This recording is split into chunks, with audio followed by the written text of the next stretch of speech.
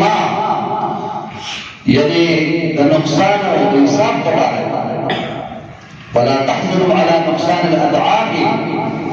او ابنكين لما دا ثواب الأقوال پڑھا چیزا مم ثواب پڑھا نا آغا ثوابونا چی تاسو تبر السوء توجه باندې السوء اضافه باندې ملاوي داغه په توازي باندې مغرب کېږي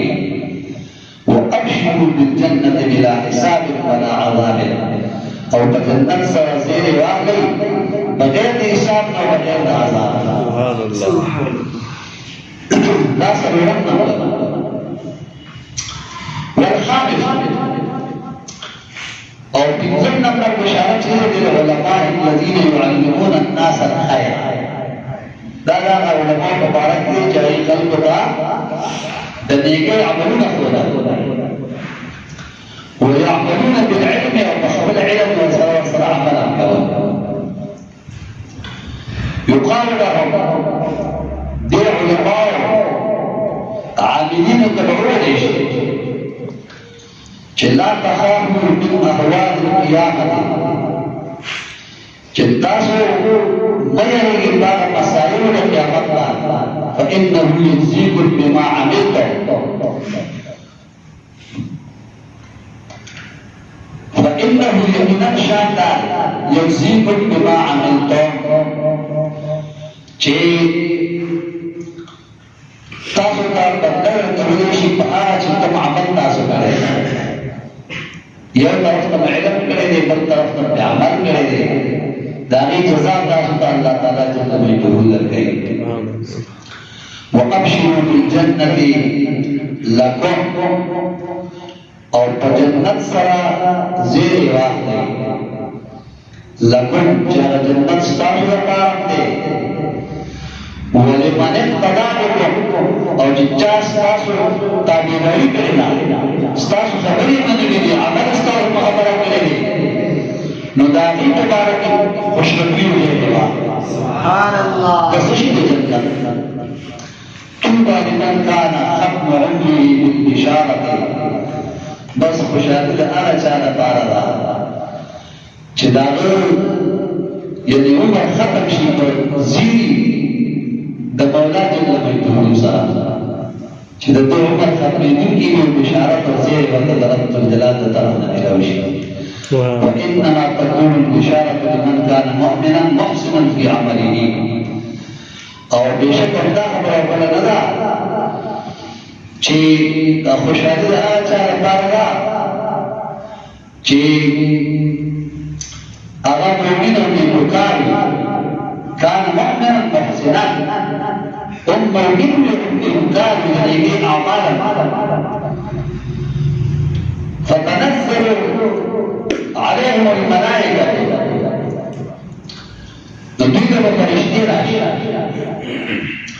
أعرف فرشتين ملائكة يقولون واربا دا کسان ورطوئی دا چچان راشد المؤمنان مسلمانان دا دی علماء دا نو دا علماء عاملین ورطوئی فیقولون دی ورطوئی چه من انتو تاسو سوکی دی ملائکو تبوائی ما رأينا أحسن وجوها ولا أطيب ريحا منكم من خستاطو لخستون خلوانا او دی خوشبدار خلق رسک ریدن تاسو سوکی فيقولون إلى ملائكة وقوت نحن أولياء الله يعني فضاء الله من دستاس الدنيا کی اولیاء دستاس عبادت کروں کی وكنا نكتب أعمالكم في الدنيا ومن دستاس عملوا في الدنيا كذا سنوات نو هغه ملائکه با د علماء تداسه چې موږ د ستاسو عبادت کوو په دنیا کې او ستاسو عملونه تاسو ورکړل ستاسو اعمال موږ محفوظ ساتي اوس داسې ځینې چې چا دراشي دا څومره وخت ورکړه دې مبارک دی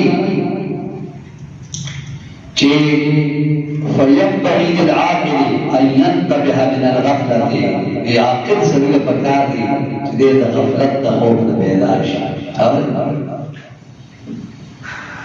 د غفلت د خوب نه بیدار شي وعلامة الانتباه 4 أشياء او د دې بیدارۍ علامې ده څلور څیزونه سره وعلامة الانتباه 4 أشياء علامې د بیدارۍ څلور څیزونه چېرې انسان را بیدار شي د غفلت نه نو هغه څلور څیزونه الأول أن يدبر أمور الدنيا بالقناعة والتصوير اول دا چې تدبیر کې د دنیا د امور په قناعت او د دنیا د فریب او وادو دغه ټکی په وساره والثاني او دویم نمبر ان يدبر امور الآخرة بالحرص والتعجيل دویم دا چې تدبیر کې د امور د آخرت په حرص او جلدی سره یعنی د آخرت طرف ته توجه او حرص کیږي والثالث او دريم نمبر ان يدبر امور الدين بالعلم والاجتهاد او دريم لازم تدبير امور الدين بالعلم والخشوع والرابع سبب على مد انتباه ذلك ان يدبر امور الخلق بالنصيحه والموده او سبب لازم تدبير امور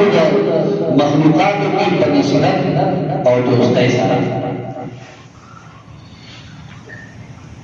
بیا پسې فرمایي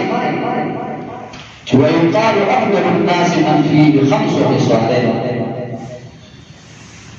بهتر په خلکو کې هغه څوک دي چې بچا کې د پنځه هډونه الله چولي څوک نه پنځه او نمبر دا چې يكون مقيما على عبادة ربه چې مقیم باندې شي په عبادت د پروردګار الله والثانية أن يكون مخلصا ظاهرا وباطنا أو جلدا ظاهرا وباطنا الله سبحانه والثالث ينبغي أن يكون الناس من شره آمنين شدور خلق هذا شر فأمن والرابعة أو سنردنا أن يكون مما في أيدي الناس آيسا أو سنردنا ما يسوي كآل السجنات دخلت بلا سنة داغه د دې مریض وي چې د خلکو په لاسونو کې سي والخامس نمبر ان يكون مستعدا للموت چې دې د مرګ لپاره تیار وي د مرګ لپاره تیار وي ځکه چې نبی کریم علیه الصلاۃ والسلام مبارک فرمایي چې الكيس من دان نفسه وعمل ما بعد الموت سوریان سره یاره دی په خلکو کې چې د خپل ځان پیژني خپل نفس پیژني د هغه مخالفت وکړي هغه سره د اجتهاد او مجاهدې نه کار واخلي او بل دا چې د مرګ وروسته روانې زندګۍ لپاره ساعت چې هغه وخت په ما روان دی او که زه خالي لاسونه لاړم نو بیا به څه کوم د هغې دپاره بس یو مثال تاسو ته پېښ کوم چې حضرت مولانا روم رحمت الله تعالی په مثنوي شریف کې بیان کړی مولانا روم رحمت الله تعالی فرمایي چې په یو ملک کې دا قانون چې هغې د بادشاه مقرر کړي 15 کاله به د هغه د بادشاهۍ واخلي چې 15 کاله به کله پوره شو نو بیا به هغه د خپلې آبادۍ نه ځنګل ته وشړل بادشاہی را آبادی نه به بهر ځنګل ته وشړل نو هغه به د لوږو تندونه